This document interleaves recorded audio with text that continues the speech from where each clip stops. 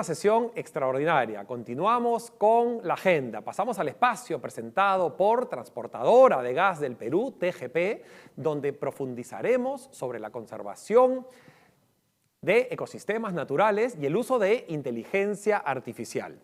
En este espacio se analizará la importancia de la biodiversidad amazónica para el planeta y se presentará una muy valiosa e innovadora herramienta para que empresas y organizaciones aborden eficientemente los desafíos de conservación que enfrentan.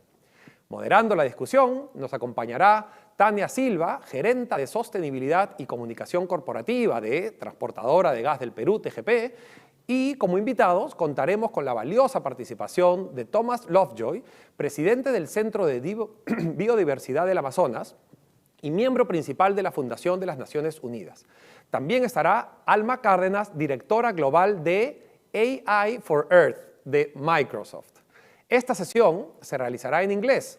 Para disfrutar de este espacio en español dentro de la plataforma, pueden activar la opción idioma traducido. Y en el LinkedIn nos aseguraremos de compartir los links en las sesiones tanto en inglés como en español más tarde. Sin más preámbulo, Tania, vamos contigo.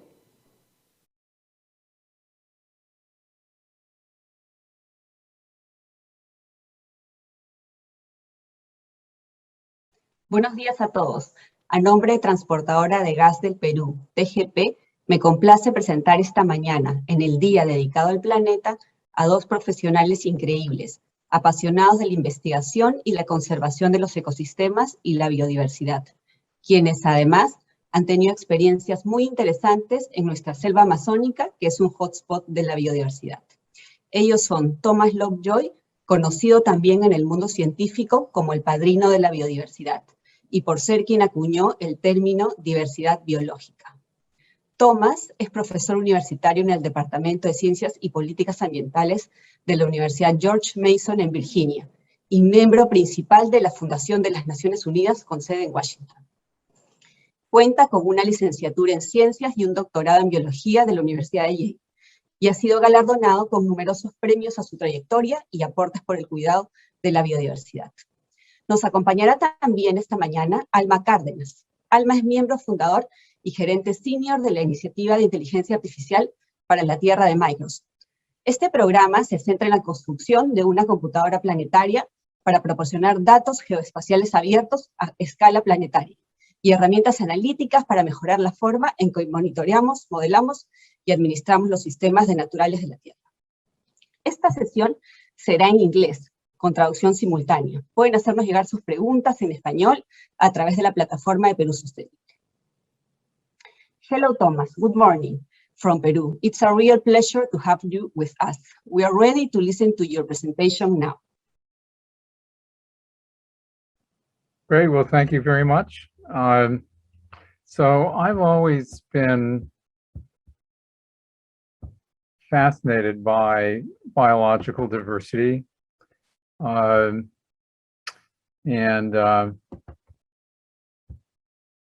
just need to get back where I was. 1 second. There we are. And with the Amazon, which I first set foot in 1965, so more than half a century ago.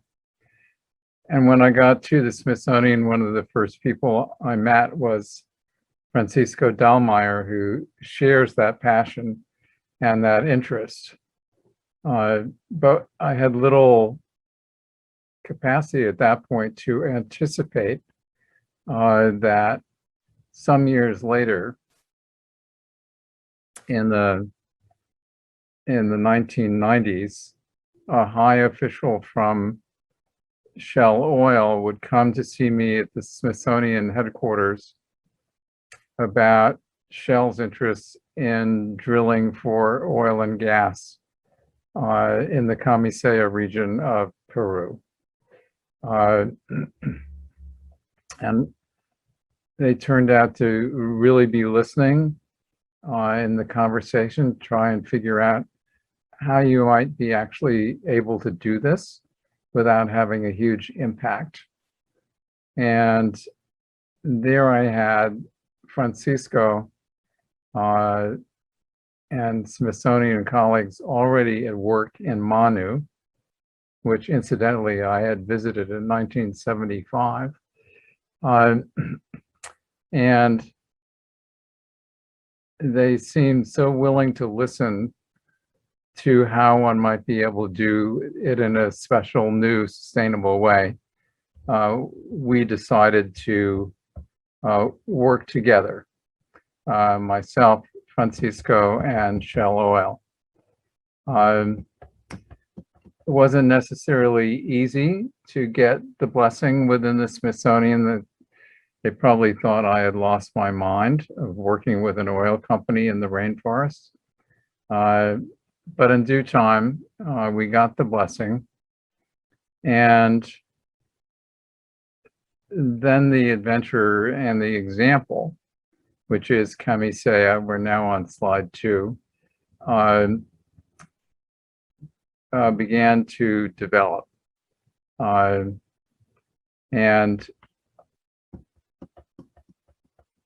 it was one thing to just try and go in and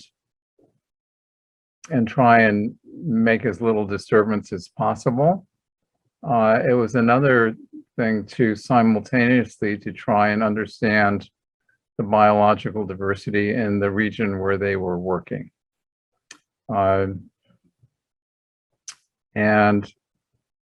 as a consequence, as all of that knowledge about the biological diversity unrolled, the leadership in shell exploration Peru developed a novel and amazing new plan that would enable us to actually do that exploration. And if there was success in finding reserves of gas or oil, to actually figure out a way to extract it with minimal impact. Next slide, please.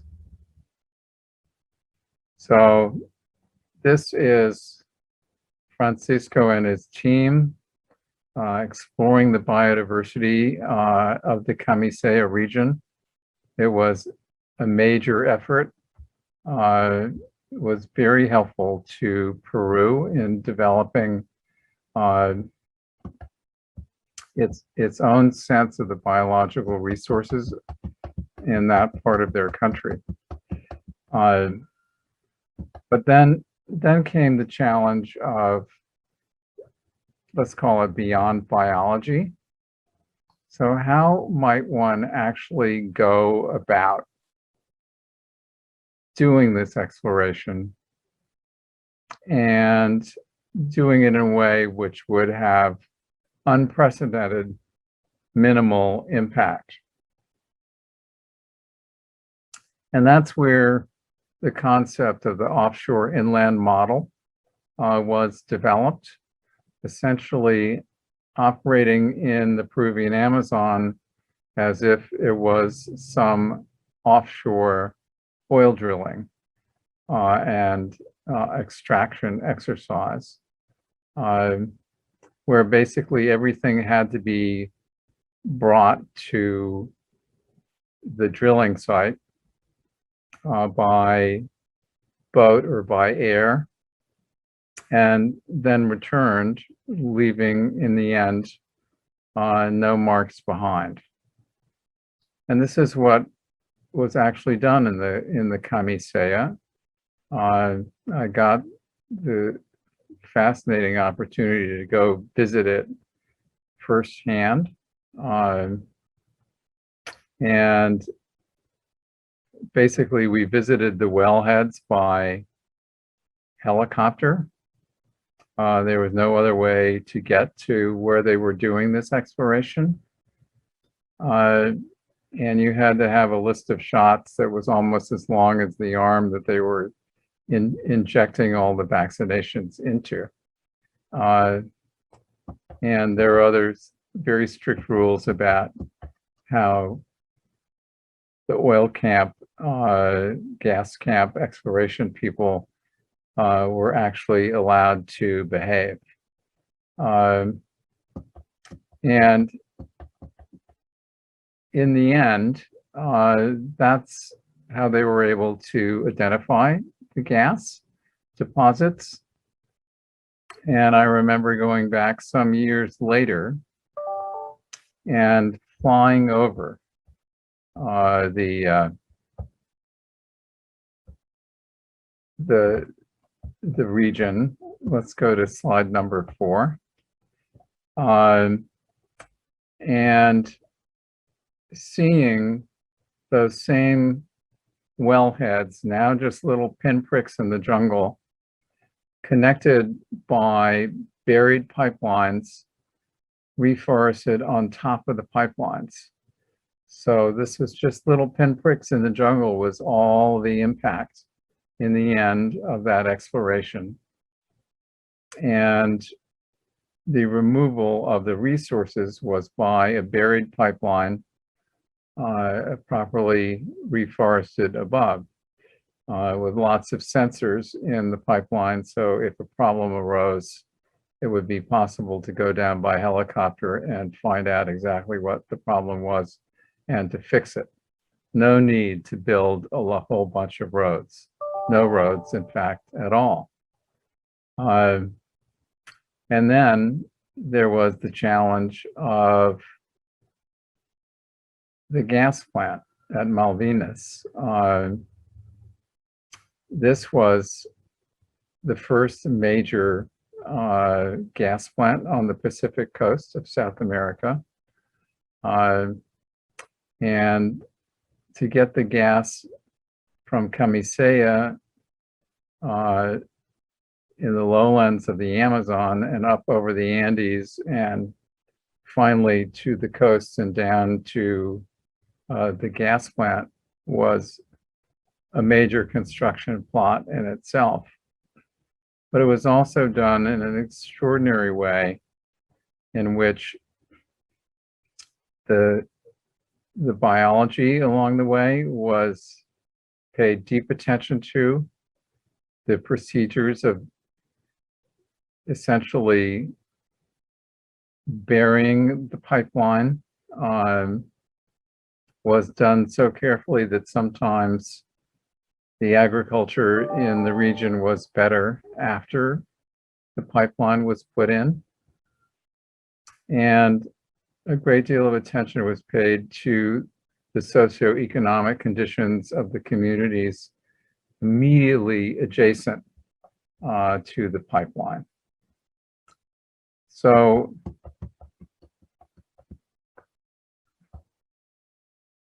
you can see in slide 5 the whole exercise of burying, an amazing issue, technically and more. So all the gas was concentrated in Malvinas, and then from there went in the huge pipeline up and over the Andes. So this was the origin of the offshore inland model of resource extraction, which has been imitated in at least a couple places since, but basically should be the policy for how such extraction is done. I mean, yes, we're now questioning very seriously how much more fossil fuels we can actually afford to release into the atmosphere through combustion. But we're not going to get to that, to the point of stopping immediately. So here you can see the pipeline under construction. I don't think we got a great shot of looking down from a aircraft in the region to see what it looked like afterwards, basically with no roads at all. But in the meantime, there was also incredible knowledge being developed about the biology of the region of Camisea. And last slide, please. I personally believe that the Camisea model is more than exemplary of how a thoughtful approach to what could have been a very environmentally messy extraction process could actually be achieved. That required a lot of collaboration, both from the fossil fuel companies themselves, who are the ultimate market and were paying for most of this, but also for local communities who had never experienced anything like this. And I remember visiting some of those communities afterwards up in the Andes and seeing how they had benefited in important ways, like finally being able to have running water for the first time in their entire history. So I believe that Camisea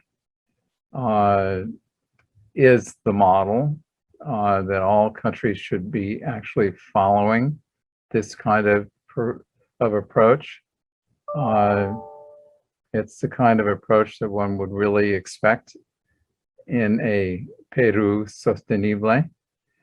And I would, first of all, applaud our for-profit colleagues, Peru LNG and Hunt Oil, but also the Smithsonian for being willing to engage in biological survey in an unknown region to try and make sure that this part of Peru Sostenible was actually sostenible. So my congratulations to all involved, including Francisco Dahlmeier and all his colleagues in Peru. Thank you very much.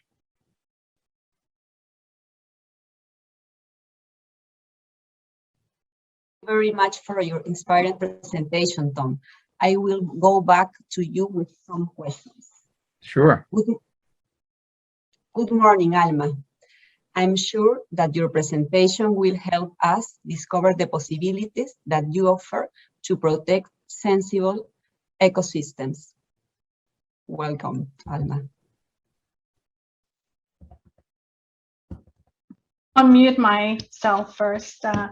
Good morning, Peru. It is really an honor for me to be here and especially to be sharing the floor with Dr. Lovejoy. Thank you so much for this opportunity. It's truly an honor to be able to tell you a little bit about what Microsoft is doing. So let me just start by reminding ourselves, that nature services are essential to the survival of humans. Everything that we wear, every cloth, every house, everything that we own comes from nature. Actually, our global economy is founded on taking raw materials from nature and transforming them to provide us with products and services we depend on today. But we often forget that it is nature that cleans the water we drink, the air we breathe. It takes carbon out of the atmosphere. It provides us with food and medicine. And as Tom highlighted, it provides us with energy in whatever form it comes. And yet, nature and humans are at odds. The recent report, the Global Assessment on Biodiversity and Ecosystem Services, published by the scientific body IPBES, it's telling us that biodiversity is declining at an alarming rate. Just as an example, pollinators provide us with 75% of the crops that we use to eat. So no bees, no food for humans. species are disappearing at an alarming rate. Wetlands. We have transformed terrestrial landscapes by more than 75%. These numbers are, incredibly alarming. And if you have never heard of this, I think that all of us should be alarmed and call to action. The United Nations has the Convention on Biodiversity has put up some targets. By 2030, we should stop all net loss of ecosystems. And even more so, we need to start restoring ecosystems. We need to bring 20% back of the ecosystems by 2050 if we want to avoid a biodiversity collapse. And what does that mean to businesses? Why is somebody from Microsoft talking about, ecosystems? We are now at a new business imperative. All businesses are facing tremendous risk. If our products depend on nature, our business profitability depends on nature, we need to understand what is the risk of losing these ecosystems to our business, right? Microsoft, in order to have a thriving business, we need a thriving planet and a thriving, humanity in this planet. We need to understand what the risk to our business is. We need to, more importantly, take accountability of our footprint. And a perfect example is what Tom just described. And hopefully, we need to start thinking how we have to transform our economy to take into account the value of nature. We really need to transform our business models to sustainable production and consumption. So this is top of mind, or should be top of mind for any business. At Microsoft, part of our sustainability commitments beyond carbon is also looking at our footprint and our impact on ecosystems. We build data centers, we build computers to bring that power of the cloud. We take energy, we take water to have those large, vast data centers up and running to provide our cloud services. So we really think that we have an important role to play in understanding what is our footprint. On our ecosystems commitments, we have committed to build a planetary computer. And this is bringing our expertise, what we have to offer, which is computer science, data science, the power of the cloud, to build this planetary computer that will make the job of understanding the impact to ecosystems much easier to do. I think, if we could help the likes of Dr. Lovejoy to accelerate their work to gain more understanding of the impact to ecosystems, I think that is a good use to have our technology help. And also, we are taking accountability of our land use. Microsoft operates around 12,000 acres of land, and we are committing to protect more land than we use. Part of our sustainability commitments was born from our initiative, AI for Earth, which was launched in 2018. And the idea is to bring that intersection of science and computer science and environmental science to change the way we understand natural Earth systems, biodiversity. We know a lot of things about, for example, our finances, our product choices. We get reviews about what is the best product. We have things that tell us how many steps we take, how many calories we burn, but really, how much do we know about biology, about nature? We really need to change that. It is said that we cannot manage what we do not understand, and we do not understand that we cannot measure. So we want to change that. And I think that, with the innovation of cloud and machine learning technologies, we really have an opportunity to bring that technology to work in the way we manage our Earth systems. As I mentioned, AI for Earth works at the intersection, strong collaborations with environmental scientists, folks like Dr. Lovejoy that have the know-how, and computer science, folks that know, deep learning and machine learning, and those collaborations really can change the way that we understand our nature systems. The program bases on our, 3 pillars. We worry about democratizing the access to technology, so we have a grants program, and the grantees always receive education on how to use the technology. We focus on innovation. We are building the planetary computer where we want to bring the best of machine learning, deep learning algorithms that can help the job of scientists a lot easier. And we provide, of course, the vast resource of cloud compute that comes with it, and bringing forward, environmental data sets, the data sets that are needed to do the science. And last but not least, we are also looking at ways in which we can accelerate our impact, right? What decisions can we do today based on existing science and existing knowledge? How can we transform the way we make decisions by data-driven, informed decisions when it comes to, nature and ecosystems? Our progress today, our grants program has provided access to more than 150 projects with impact in more than 110 countries. We just released the planetary computer this past April, and we are continuing to provide, additional features, additional environmental sets on a 3-4 month basis. Anyone interested, please check the planetarycomputer.microsoft.com. And when I was preparing for this, I wanted to take a shot to go out and find on our data sets, a couple of Earth observations. It is incredible since the advent of satellites and very sophisticated sensors that are mounted on these satellites, we have been taking photographs of Earth for some time. So these photographs have enabled us to see the dramatic change that we are having on Earth.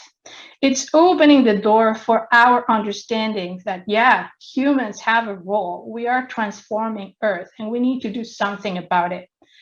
And, I just wanted to show you how beautiful Lima, Peru looks from above. Nevado Salcantay. I left my soul in Nevado Salcantay a few years ago. I went hiking over there. And you can also see the Peruvian Amazon. Dr. Lovejoy, I don't know if this is the same area where this park is. I am curious now, but there is so much information that we can gain from this. But the analytics behind it, manipulating these big data sets, right, with geospatial information, historical information, we can go back in the future and we can use machine learning, most importantly, to help us see what is coming. We can create applications that can automate classification, right? They can count trees. They can tell us how many trees and what is the species of trees, right? They can tell us, yep, the deforestation of the Amazon is going to continue, and these are the hot spots. They can help us, for example, if you have a conservation project, you can look back and look in the past and look back in the future and say, our conservation plan worked, or maybe it did not work that much. Or, we can, understand, how to best plan conservation projects. Conservation people need to make decisions about conservation projects, and do they have the data, or does it require 5 years to do environmental surveys to gain the information and knowledge? Is there a way in which the technology can help accelerate that? And we think there is. The planetary computer has a data catalog with open source data sets free of charge, available for any scientist that needs them. We are trying to make access to this data easy by, investing in robust data cataloging. We have APIs to do geographical searches, right? I want to see what happened in Lima, Peru in 2012, and how does it look today? There is, of course, a lot of computational needs on this very hungry algorithm. So you need things like distributed compute in the cloud that can help run those algorithms. And none of this matter until we get to the applications. What are the actual applications that we are building so that we can have that impact? And here are some of the few examples that we are working on with our partners. With Development Seed, for example, we are working on a land use and land cover assessment where you can look through the map and quantitatively assess how many trees are here, or how many buildings are here, or what are roads.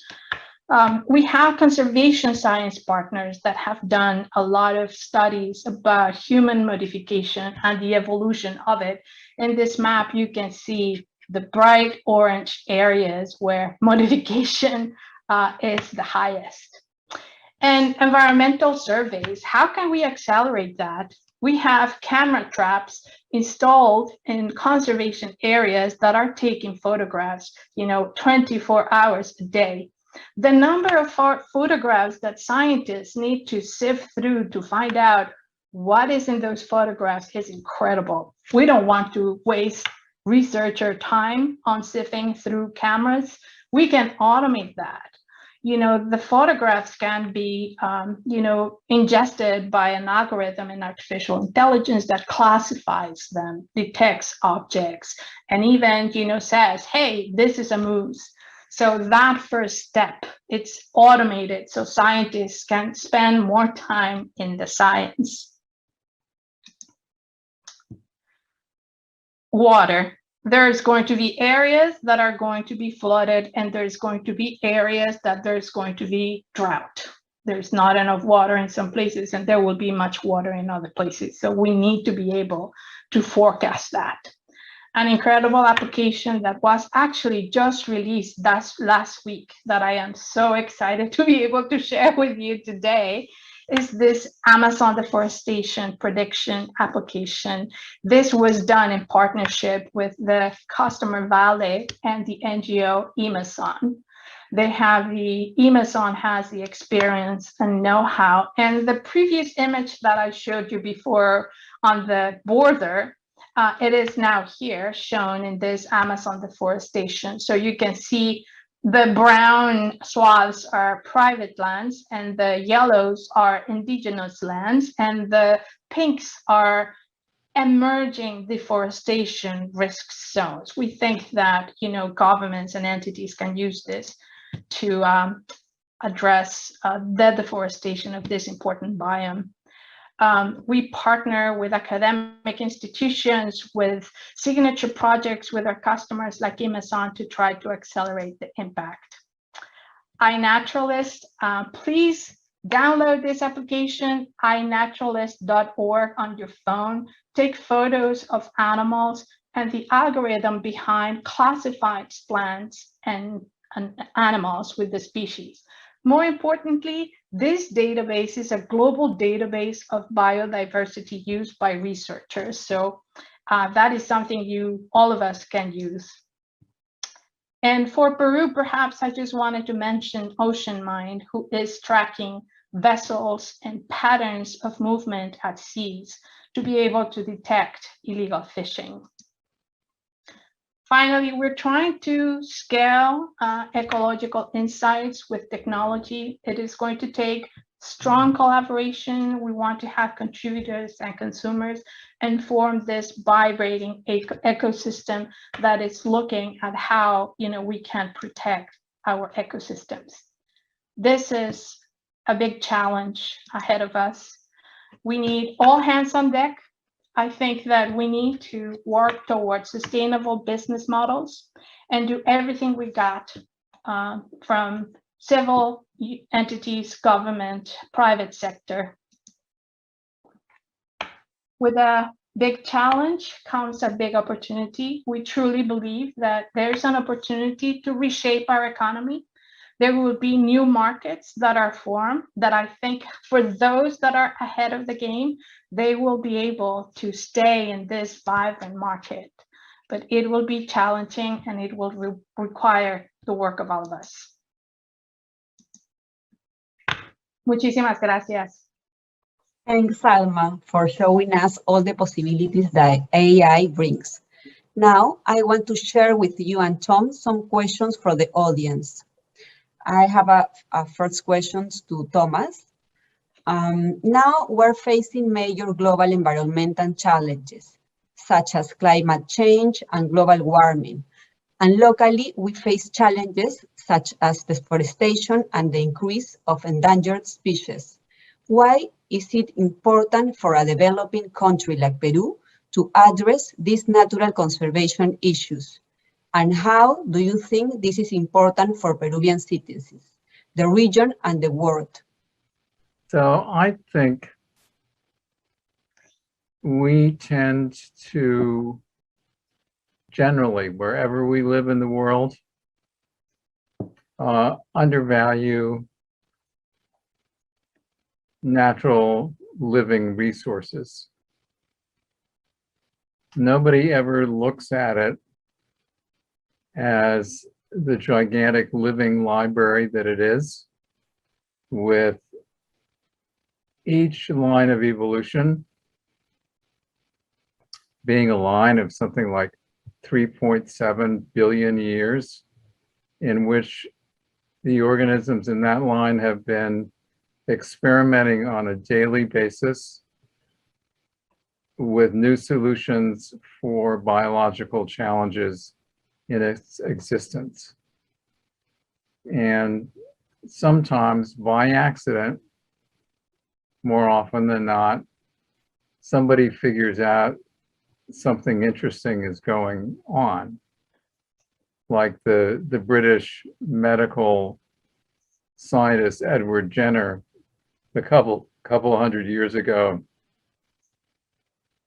who noticed even before viruses were known to exist, that milkmaids, you know, the women who took care of milking the cattle,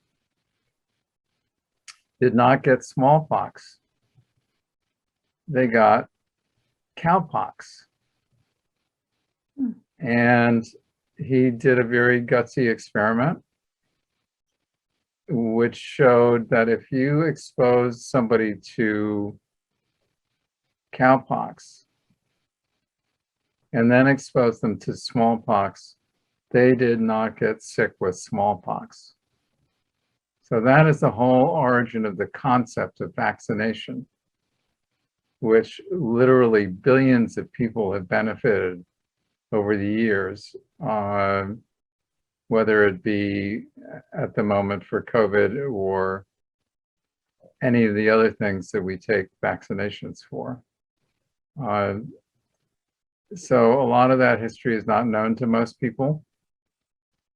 The name of the virus that actually causes cowpox was given to it before they even knew it was a virus. It's called vaccinia, and that comes from the Latin for cow.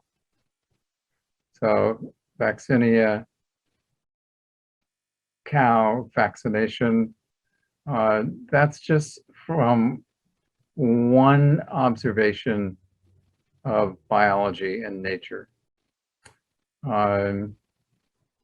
And I think as we are actually faced with the challenge of designing a much more sustainable future, all that biodiversity as a living library for the life sciences will be indispensable.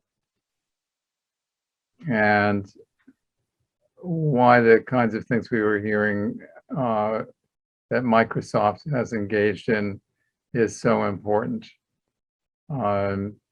We need a lot of new technology to protect that biological diversity because it is, in fact, a working, living library for the life sciences and for sustainability. And, you know, it's one thing to have a small number of people on the planet and have relatively minor impacts. It's something else to have 8 billion people. That's 3 times more than when I was born. And all those people deserve an adequate quality of life. You know, they have to be fed properly.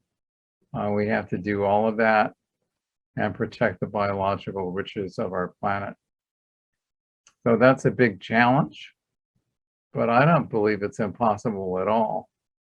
And particularly because of discoveries that will come from studying that living library. Thanks, Thomas. Now I have a question to Alma. The problems are identified, and Thomas has commented on the relevance of addressing them. The question is, how can we manage this issue in a scalable and efficient way to really increase the impact of potential solutions to these environmental challenges? Yes, I think that it is all hands on deck. We need every entity to do its piece, right? We need governments to make sure that there is the right policies in place. We need civil society to make sure they understand that every product they buy comes from nature and what its impact may be. We need private sector companies like us. All of these private sector companies hopefully will be under tremendous pressure to deliver sustainable products, right? We as consumers are going to be asking for those. So we need all hands on deck, and we need every business to bring the best they have to offer.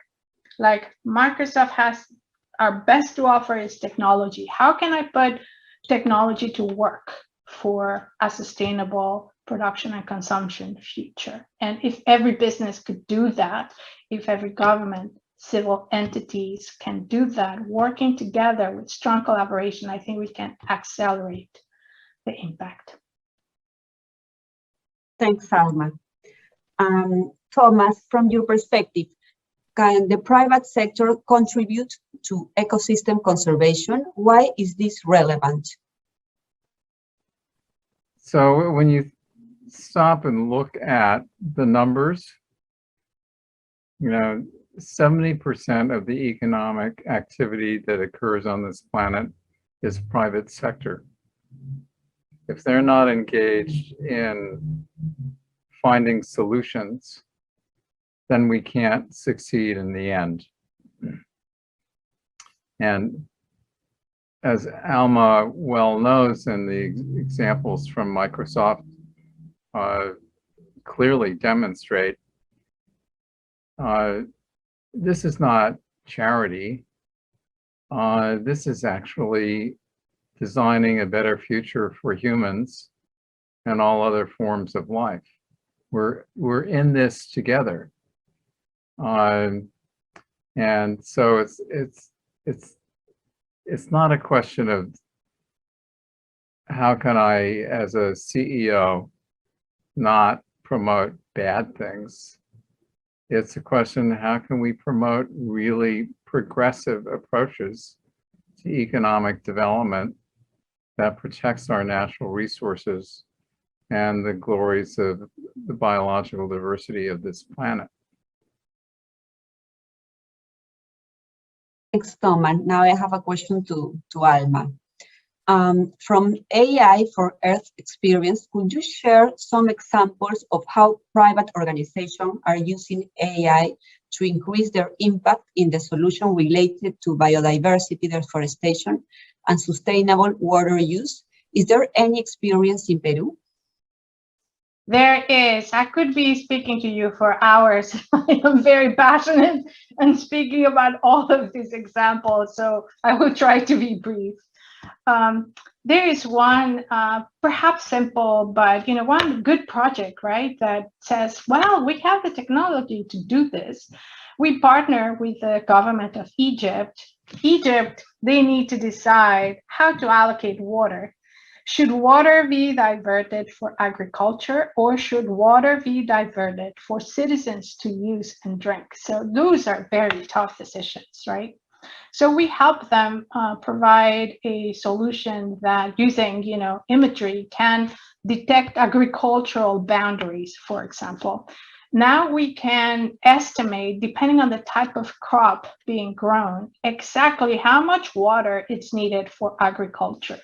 Before that time, it was just a guess, and the government depended on in-person surveys. So we need to be careful on how we use and allocate water. Governments need to make those decisions.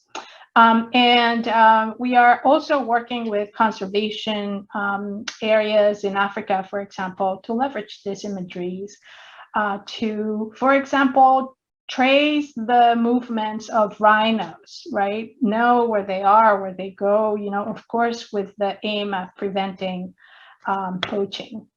And in Peru, our carbon RFP released just a few months ago awarded some money to work on a couple of projects. One is with Rabobank in Peru that is promoting agroforestry. Instead of just plant monocrop fields, right? We need to start incorporating forestry in it to promote biodiversity. And there is another project with Climate Oxford initiative for, I just forget the name in Spanish. I apologize. If I remember, I will let you know. But I could be giving you examples for a long time. And it's amazing when all of these entities, our customers, our subsidiaries where we operate, AI for Earth, what can we do together to improve things? And we leave behind a solution that somebody is making different decisions because they have data that can inform those decisions. So. Bueno, una vez más, muchísimas gracias a Alma y a Tomás por este enriquecedor espacio. Sus presentaciones nos han demostrado que hay mucho trabajo por hacer en nuestro camino para preservar la biodiversidad. Afortunadamente, tenemos grandes aliados en este espacio que estoy segura se han motivado con esta conversación. Y a toda nuestra audiencia, muchísimas gracias por su participación. Hemos visto un gran número de personas conectadas, comentando y generando preguntas. Este interés, las brechas y las nuevas oportunidades que aquí se han explorado nos motivan a reafirmar el compromiso de TGP con la preservación de nuestra biodiversidad. Muchísimas gracias. Muchas gracias, Tania, muchas gracias a Transportadora del Gas del Perú, a TGP. La verdad que hemos visto en este espacio lo que es hacer un proyecto sostenible, lo que es construir una organización sostenible. El ejemplo de TGP, el gas de Camisea, es un ejemplo local e internacional que debe ser imitado por todas las empresas, no solamente empresas internacionales, sino también empresas locales que están en el mismo rubro. Fantástico entonces la presentación. Me quedo con una pregunta que le hace Tania a Tomás y le pregunta cuál debe ser el rol del sector privado y si tiene el sector privado un rol en preservar la biodiversidad. Y Tomás contesta diciendo que pues, el 70% de la inversión en el mundo la hace el sector privado. En Perú sabemos que ese número es más alto, es entre 75 y 80%. Y entonces, si es que la inversión privada no incorpora los cuidados de la biodiversidad, pues no vamos a poder avanzar. Y luego ver que hay herramientas y que una empresa como Microsoft tiene un equipo dedicado de inteligencia artificial dedicado a la sostenibilidad, pues también debe ser un ejemplo y digno de imitar por el resto de las empresas. Gracias de nuevo, Tomás, Tania y Alma, y especiales agradecimiento a TGP por este espacio que la verdad nos ha abierto la mente en este reto tan importante. Muy bien, seguimos avanzando entonces. Luego de el siguiente break de 15 minutos abordaremos de forma más específica el ODS 14, vida submarina, y el ODS 15, vida en ecosistemas terrestres, a través de paneles de discusión y entrevistas que incluyen la participación de organizaciones como IMARPE, TASA y Austral, jugadores muy importantes en la pesca en el Perú, e invitados como Kerstin Forsberg, una de las seis ganadoras del premio Whitley 2018, y Teófilo Torres, ganador del premio Bruno Schubert 2021. Recuerden entonces compartir su experiencia en las redes sociales con los hashtags Evento Perú Sostenible 2021 y Perú Sostenible 2021. Los estamos leyendo, nos vemos en breves minutos. Muchas gracias.